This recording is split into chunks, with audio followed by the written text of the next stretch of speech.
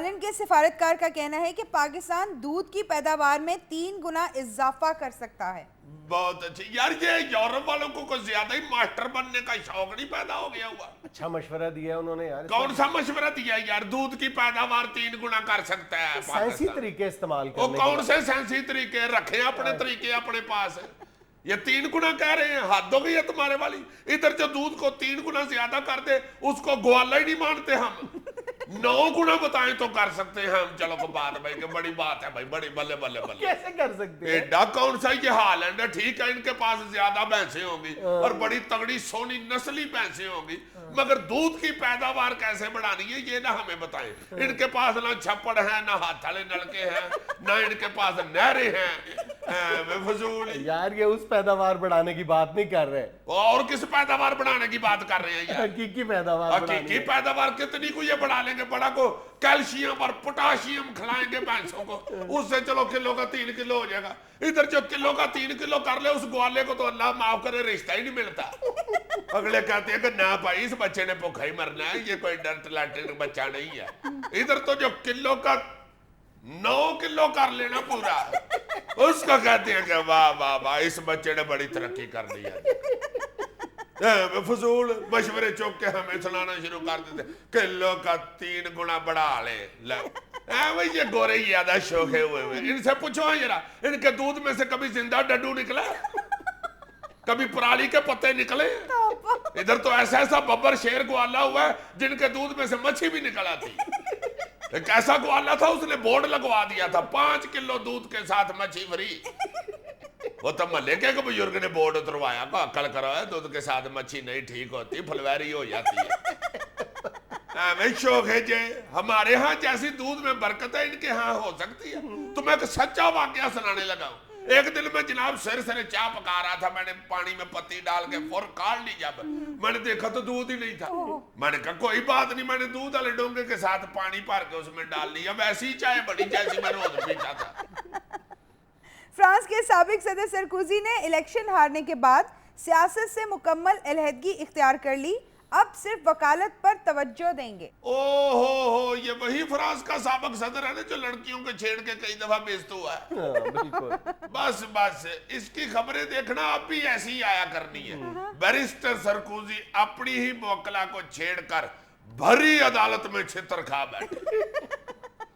Barrister Sarkozy کو سماعت کے دوران خاتون جج کو نازیبا اشارہ کرنے پر 2 سال قید کی سزا۔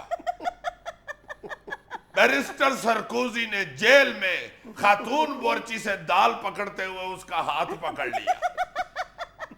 جیل سپریڈنٹ نے سرکوزی کو 25 درے مارنے کا حکم دے دیا۔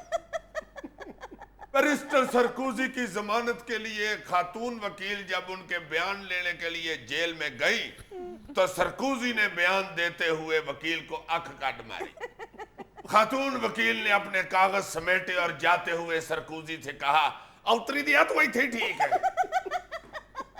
پھر ایک دن تم ادھر یہ خبر پڑھ رہی ہوگی کہ سابق بیرسٹر سرکوزی نے وکالت سے علیحدگی اختیار کر کے صرف اپنے گھر کے کاموں پر توجہ دینے کا فیصلہ کر دیا۔ صدارتی ترجمان فرحت اللہ بابر کا کہنا ہے کہ عوامی مسائل پر ہمارے اتحادیوں کو بھی اتنی ہی تشویش ہے جتنی ہمیں۔ کیوں جی؟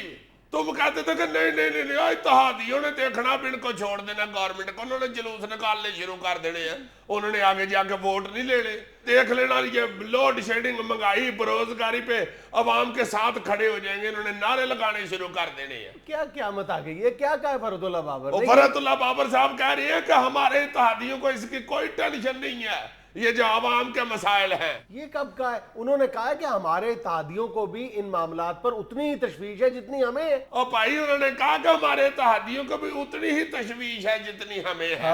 ہاں تو دونوں کو بھی کوئی نہیں ہے۔ پہلے کون سا گورنمنٹ کی نیندریں اڑی ہوئی ہیں؟ نوید قمر صاحب بجلی کے کھمبوں کو ٹکرے مارتے پھرتے ہیں یا کسی ٹرانسفارمر کے نیچے بیٹھ کے گٹکے پڑھ رہے ہیں شاہ جی اس وقت کے۔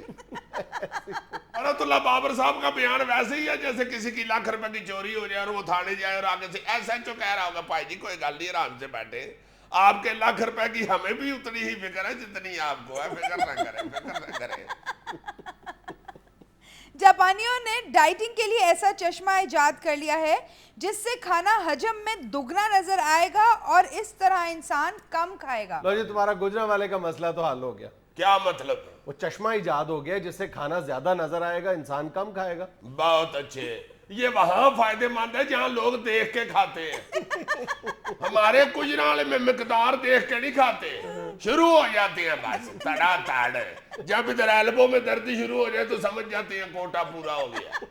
यार ऐसा ऐसा वाकया मशहूर है खुराक का गुजरांवाले के हवाले से। ओए होए होए, एक पहलवान है फौत हो गया हुआ, अल्लाह बख्शे, मैं उसका नाम नहीं लेना चाहता भाई, इस कदर अन्ने वाह खाता था। लो जी, एक दिन दुकान पे बैठा हुआ था वजीला पहलवान। तुमने नाम बता दिया है। और दुकान पे बैठा हुआ खाना खा रहा था, पास दुकान की चीजें भी पड़ी हुई थी, दोस्तों के साथ बातें करते करते खा रहा था, खुराक की तरफ देख ही नहीं था रहा। अच्छा। तुम यकीन करोगे कि दाल चावल खाते हुए साथ मोमबत्ती चब गया था। घंटे डेढ़ बाद लाइट चलेगी तो अपनी दुकान के छोटे को कहता, ओए मोमबत्ती बाल, लाइट चली गई है। वो छोटा उधर से माचिस पकड़ के पहलवान के पेट को आग लगानी शुरू हो गया। उसे कहते, ओए की करंडे हैं? कहते, पहलवान जी मोमबत्ती अब इधर है हजूर, वो जला रहा हूँ। इस ऐनक का फायदा हमारे यहाँ डाइटिंग के लिए नहीं हो सकता, हाँ अलबत्ता करप्शन कम करने के लिए हो सकता है। कैसे? काफी सारी ऐनकें मंगाओ और जो हुक्मरान अवाम का पैसा लुट के खा रहे हैं और जो ब्यूरोक्रेट करप्शन कर रहे हैं, ये उनमें तकसीम करो ऐनके। चलो आधा पैसा तो बचेगा ना, 2.5 मिलियन को 5 मिलियन समझ के खा जाएंगे। मंगाओ फटाफट ये ऐनके यार। नाज़रीन, यह वक्त होता है एक छोटी सी कमर्शियल ब्रेक का, हमारे साथ रहिएगा।